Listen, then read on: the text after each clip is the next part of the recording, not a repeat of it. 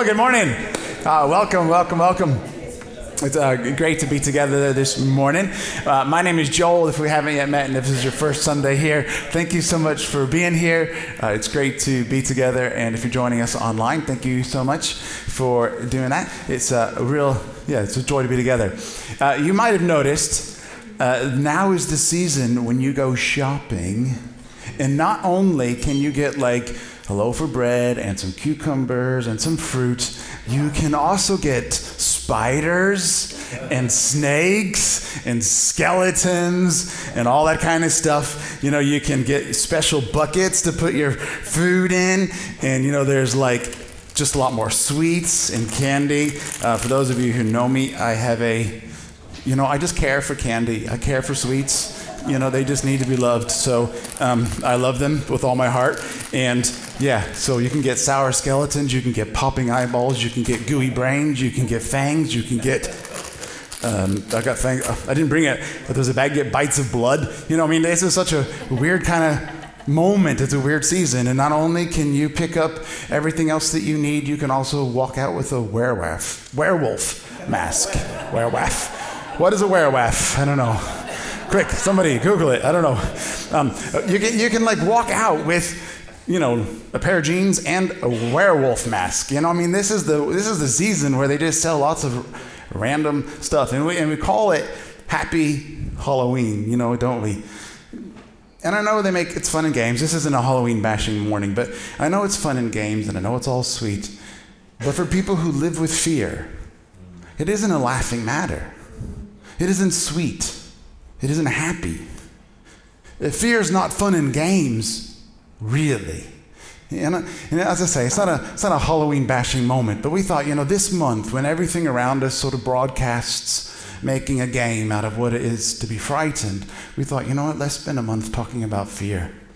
Because we believe fear cripples you, and we believe there's a way to not be crippled by fear. So I'm so excited to be able to kick this series off this morning. We're going to do like a little survey. And so for you to do the survey, it's an interactive survey. So you're going to need a glow stick. So we're going to hand out some glow sticks, and you're going to need a glow stick in just a moment. So I believe they are somewhere. They are on the way. Here they come. Drum roll, please. So if you're online and you want to participate in this, you can just put a little emoji, put a little thumb up, put something up to get involved. What I'm going to do is ask you different questions. And when I've asked you the questions, you can like wave your glow stick to indicate, you know, yeah, I agree with that, or yeah, that's me, or, you know, I'm aware of that type of thing. Now, if you've never used a glow stick before, man, this is the best morning of your life. They are so cool. You know, like, remember when you're younger and it's just like hands-on science? This is the coolest bit of science. You know, you break it and it glows. And please, may I have one as well? I'm sorry, I should have got one beforehand. So what you do if you haven't done one, of course, is you give it a little clickety-clackety-clack. Give it a good shake, and it comes alive. It's alive. It's a monster. I'm going to name this one Frank and Stein. No, anyway, so this one, so you got your glow stick. So I'm just going to ask you a couple of questions. We'll start off pretty lighthearted, of course. But I just want to ask you a few things. I want to know about some common fears. You know, who's afraid of snakes? You know, give a little glow wave. Spiders? Flying on a plane? Snakes on a plane? Yeah. Being afraid of snakes on a plane too. Yeah. What about this? Heights? I gotta hold mine up for this one. I don't like heights. Clowns? You know. What about small spaces? Being stuck in an elevator? Being stuck with that person in an elevator? What about swimming in the ocean at night? At any time. I'm not discriminating. Never. What about this being home alone? Maybe. Speaking to somebody? Speaking in front of people. Man, I'm doing one of the most scary things. You know, most people put public speaking as one of the most frightening things that you ever have to do. Speaking in front of people. What about not finding a job? Losing a job? Not knowing how I'm going to make the ends meet. What about losing a loved one? What about that mole on your back? And you're not sure what it means.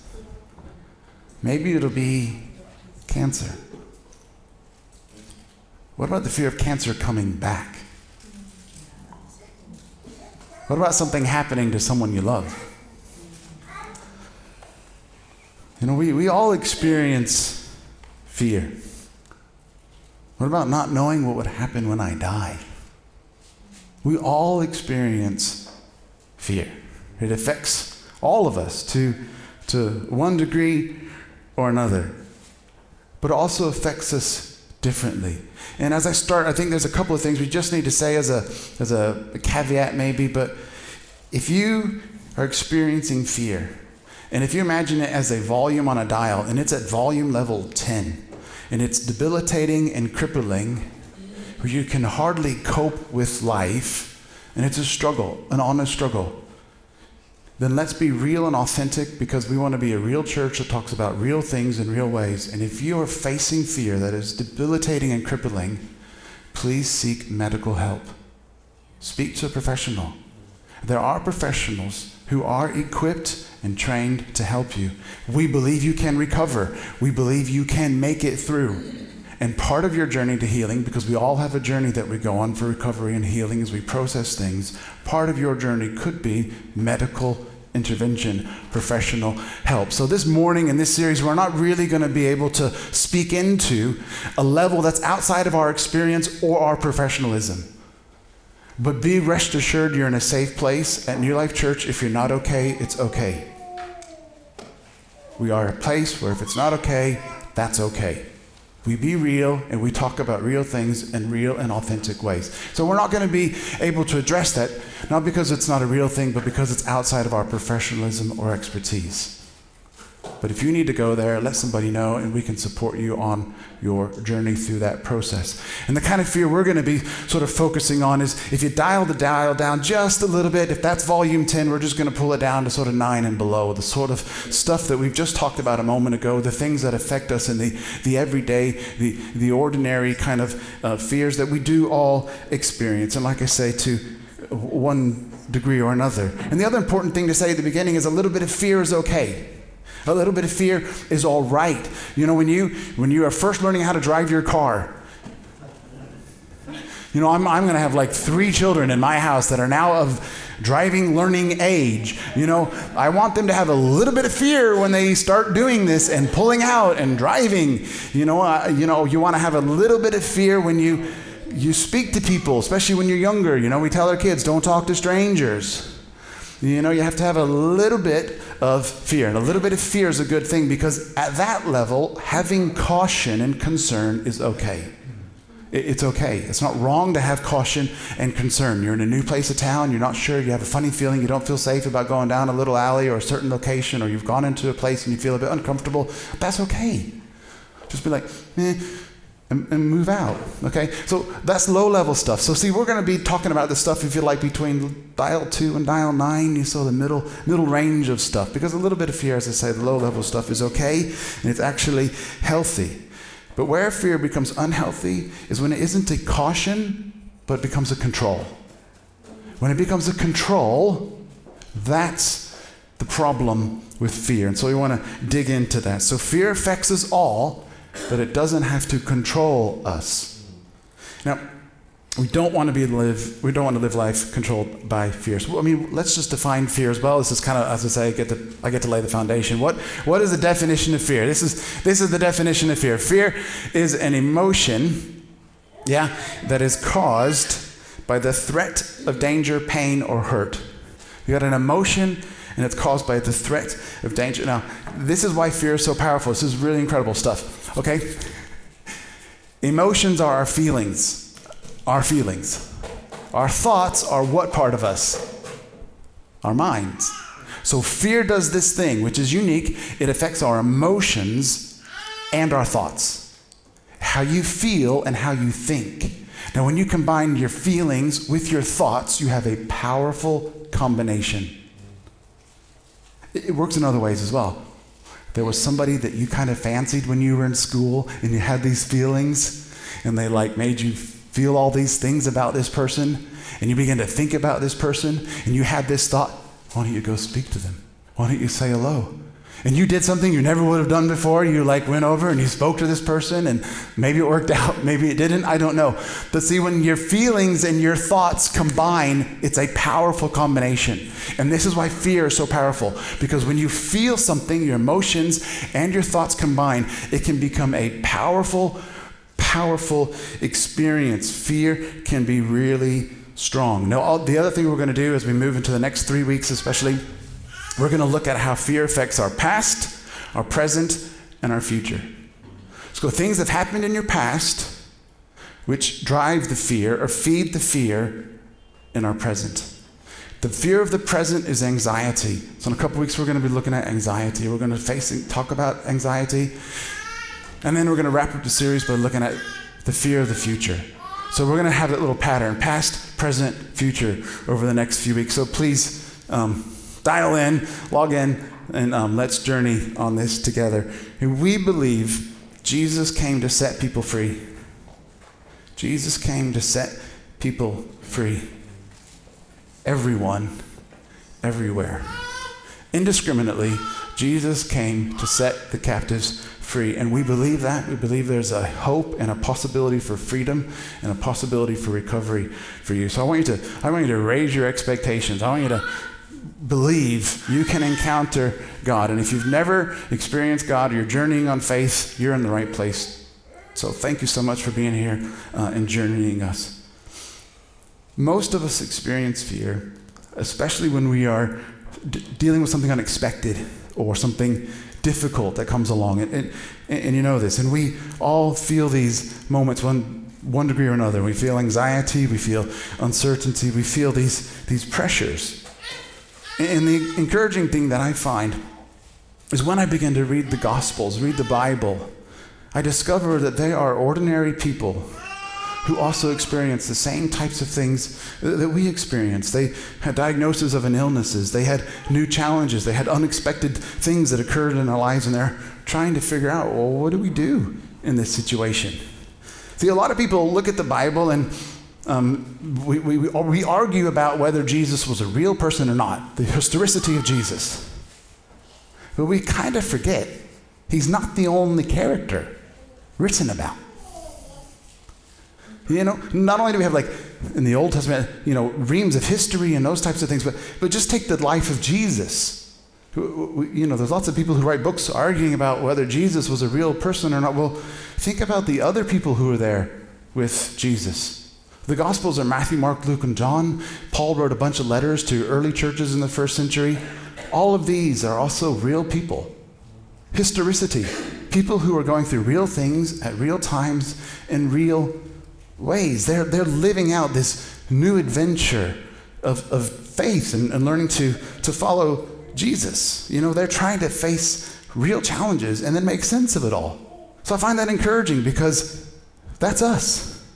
We are also facing things and trying to make sense of it all. And these first-hand accounts give us an insight into some of the challenges and experiences that they face. And I want to start going through some of these. I want to list a bunch of these out. Now, you've probably already heard some of these, especially these first few scenarios, because when Jesus was coming to earth, there was this message that began to start being declared. And if you've ever been to a school nativity play, you have heard what I'm about to tell you next. You see, there was this young lady named Mary, and this angel appeared, and she was going to have a baby, which was totally unexpected. She wasn't even married. She was like, oh my gosh, this is not really what I thought was going to happen in my life. And the angel comes to her, and he tells her this. He says, do not be afraid.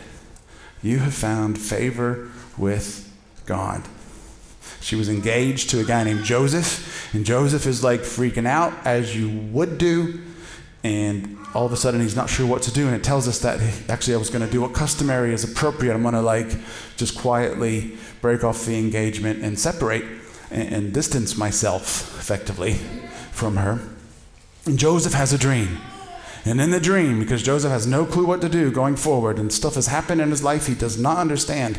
And in this dream, an angel comes to him, and the angel says to Joseph, do not be afraid to take Mary as your wife, because what is conceived is from God. And then you probably know the story as well. There are some shepherds out on a field watching their flocks at night. And then there was a great choir of angels that showed up and absolutely terrified these shepherds. They had no idea what was going on. And the angels say to the shepherds, they say this in Luke 2 as well, and like Luke 1, it's Luke 2, sorry, and it says, do not be afraid. I bring you good tidings of great joy for all people. This is Jesus' announcement. So something new is happening, something unexpected, something uncertain, there are challenges in their lives. And this is the announcement that comes with it. And then moving on, and Jesus grows up and he gathers some people to follow him. And then listen to this. This is when he gathers his first followers, and something unexpected happens. They were fishing, and then this miraculous catch of fish. There were just like tons of fish, which was totally unexpected. And so it says this. It says, Jesus said to James and John, who were Simon's business partners, and all his companions, they were all startled at this incredible catch. This is like so unexpected. And Jesus turns to Simon and he says, don't be afraid. From now on, you will be fishing for men. Okay, this thing happened which they didn't expect. And Jesus says, don't be afraid. From now on, you're going to be fishing for people. One time when Jesus was teaching, this man Jairus came to him and his daughter was ill. And they've been trying to figure out how they could help her. And he finds Jesus and he says, come and help me. Come and save my daughter. And Jesus says to Jairus in Luke 8, he says, do not be afraid. And then Jesus surprised his disciples one time in the middle of the night. They thought he was a ghost. They freaked him out. He's walking on the water, which is totally freaky, but beside the point. Of course, they think he's a ghost. He's afraid, and Jesus tells them, do not be afraid in Mark, chapter 6. And Peter, James, and John had this experience with Jesus, and the heavens opened for a moment, and Jesus is on top of this mountain. They've all gone up, and he's talking to Elijah and Moses, and they're just like, what in the world is going on? And Jesus says, do not be afraid. And Jesus is teaching his followers one time, and he's talking to them, and he says, hey, don't be afraid of people where all they can do is kill you. Right? Well, I'm kind of frightened if people are going to kill me. He's just like, don't be afraid if all they can do is kill you. Don't be afraid of it. It's like, they can kill your body, but do nothing more. Luke 12. When he's encouraging them about not worrying, not being anxious about things, he says, don't be afraid. You're worth more than many sparrows. Don't be afraid. When he's talking to them about everything that they've been given in the kingdom, and he's trying to encourage them, he says, do not be afraid. It's crazy. Yeah, do not be afraid, little flock, for your Father is pleased to give you the kingdom. Don't be afraid, little flock. And then, just like at the beginning, Jesus' announcement came with, don't be afraid, don't be afraid. As Jesus was getting ready to leave this earth in John 14, and he gathers his followers, he gathers his disciples, and he's telling them he's going to be leaving, and he says to them, he says, peace I leave with you, John 14, 27. Peace I leave with you. My peace I'm going to give you. And this is not like the peace that the world can offer. Don't let your hearts be troubled. And don't be afraid. So many times they're encouraged, don't be afraid. Jesus is introduced, don't be afraid. When Jesus meets people and invites them to follow him and do something unexpected and challenging and different with their lives, he says, don't be afraid.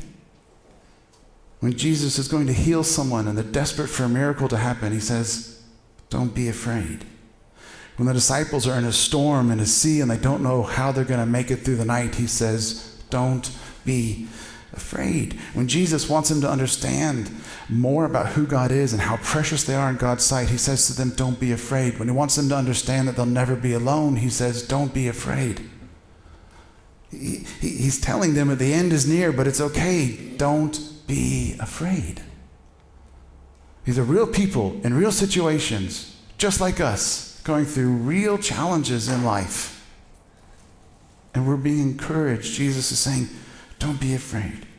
Don't be afraid. People like us who experience fear for all different types of reasons. And in every one of those situations, it's not as explicitly clear as first. You sort of have to understand what's being implied. Jesus is offering an alternative. He's offering, he's not just saying, I'll snap out of it.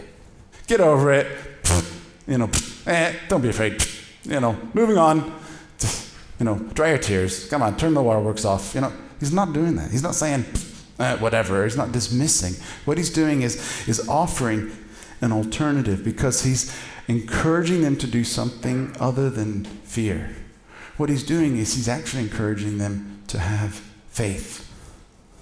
He's encouraging them to do something also unknown.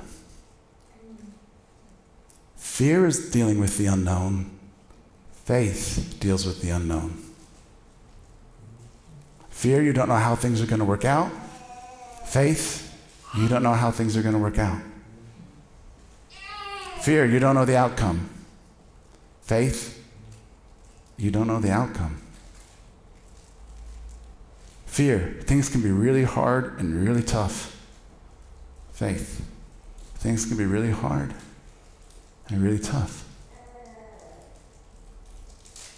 He's not asking them to do away with what is unknown and what is difficult and what is uncertain.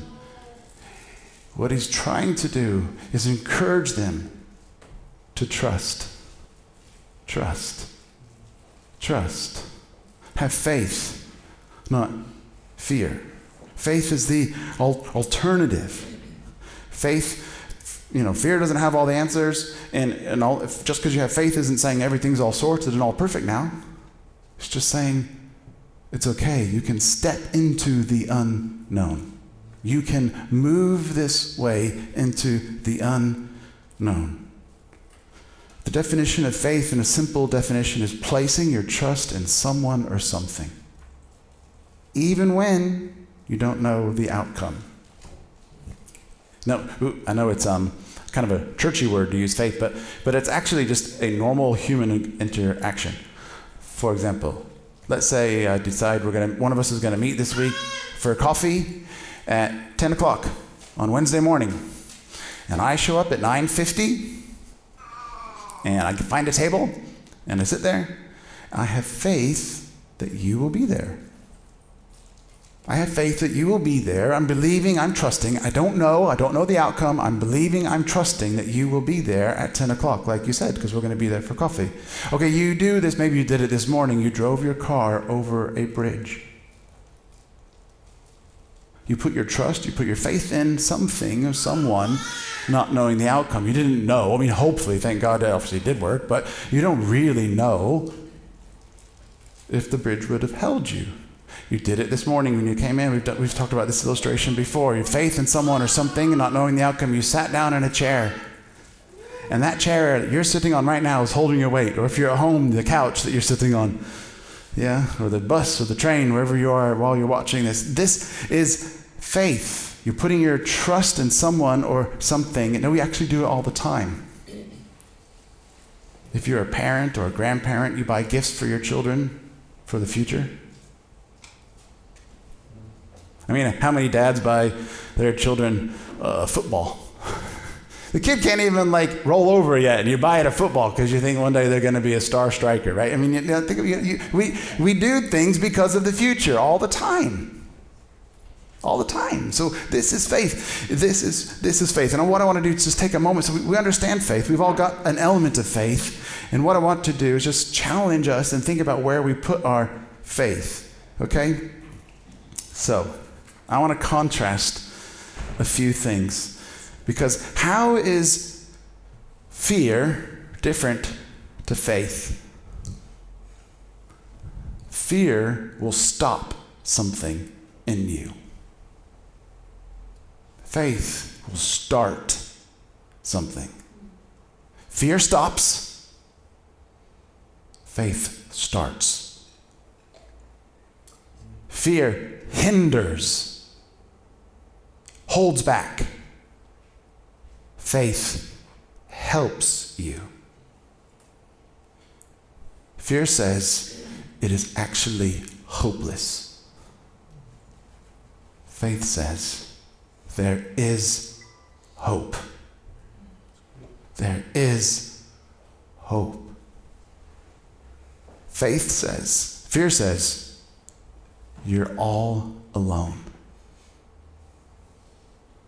Faith says, you are never alone. You are never alone. Fear says there is no light. Faith says the light always defeats the dark. The light always defeats the dark. Fear says you have to hold everything and make sure it's all in control. And faith says it's okay. You don't have to be in control.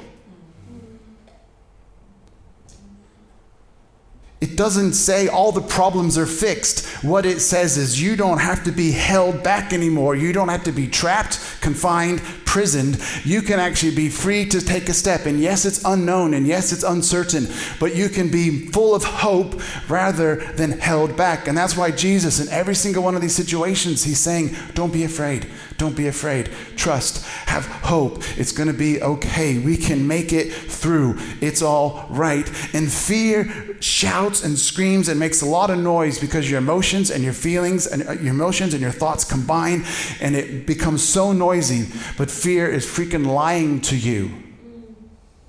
It is lying to us. Fears hold us back. If you just imagine a moment, if you could live life without fear.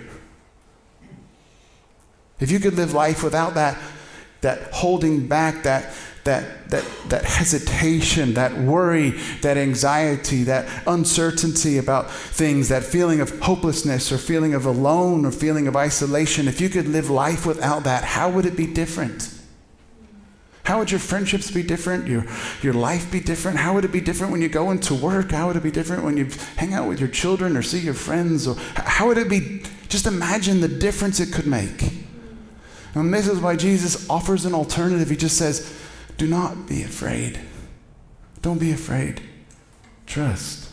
Trust. Because every situation that we face in life comes with that choice. Fear or faith. Fear or faith. Every situation comes with that choice. And we're just going to wrap up and we're going to close. And what we're going to do in a moment is we're going to play we've got a song that we're going to play. And I want you to take a moment, because we all are affected by fear in different ways to different levels. And in these next few minutes, you have the opportunity to do business. Yeah, you have the opportunity to just say, okay, God, I want to just pause for a moment and look at my heart and figure out what's going on. You know, maybe you don't have to think very hard, because you know right away fear is something that's been hanging on your back for a long time. Maybe that's where you are. Is there an area in your life where you are held back or crippled? In just a moment, we're going to be able to surrender that. Just to let it go. Can you imagine being able to just let it go? Just release it, to not hold on to it anymore. So during this song, we're going to play, and what I'd like you to do is just pause, just reflect. And if you need to, hold something in your hands and let it go, do something that says, I'm letting go of that. I'm choosing faith. I'm choosing faith instead. And then after the song, we're going to come back up. We're just gonna pray, okay? So if you guys could go ahead and please get this song started, that would be great. Thank you. Peace, bring it all to peace. The storm surrounding me, let it break.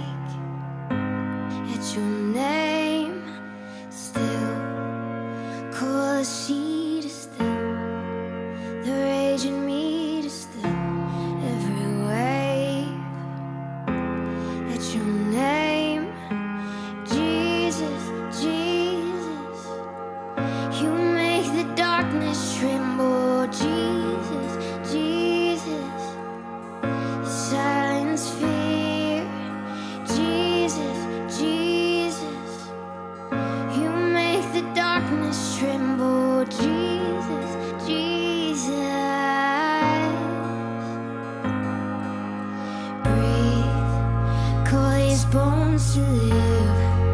He called his lungs to sing once again. I will praise Jesus, Jesus. You make the darkness tremble, Jesus, Jesus. You silence fear, Jesus, Jesus. You make the darkness tremble, Jesus, Jesus. Oh, Jesus, Jesus. You make the darkness tremble, Jesus, Jesus. You silence fear, Jesus, Jesus. You make the darkness tremble, Jesus, Jesus. Your name is light that the shadows can't deny. Your name cannot be overcome. Your name is life forever lifted high. Your name cannot be overcome. Jesus, Jesus. You make the darkness tremble, Jesus, Jesus. You silence fear, Jesus, Jesus. You make the darkness tremble, Jesus, Jesus. Jesus, Jesus. Jesus,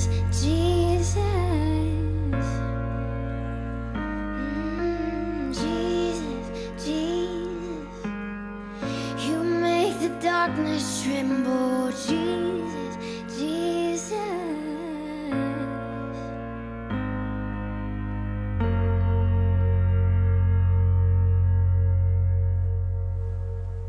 I'd like to just pray for all of us here. God, I thank you so much for each and every person here. Everyone who's present and watching, God, I just ask that you would meet them. God, we know fear is no joke. It is no laughing matter. Fear has ruined too many lives already. Thank you that you break the power of fear. God, I don't know what circumstances and situations are being faced by people in this room, God, but you do. And I ask that you would meet each and every one. God, may they hear your gentle voice encouraging them to say, do not be afraid. It's okay. Don't be afraid. Don't be afraid. It feels dark, but there is a light. It feels hopeless, but there is a hope. Don't be afraid. Don't be afraid. God, I thank you that you say you give good gifts to your children. You tell us that faith is a gift. And for anyone here who needs the gift of faith, I ask that you would give it to them. God, give them the gift of faith, the gift of being able to take a step forward, Father. Be with them. Be with them, Jesus. And God, we know that there are many people in our lives that experience fear every day. But God, we think of those in our lives and we ask for your freedom for them.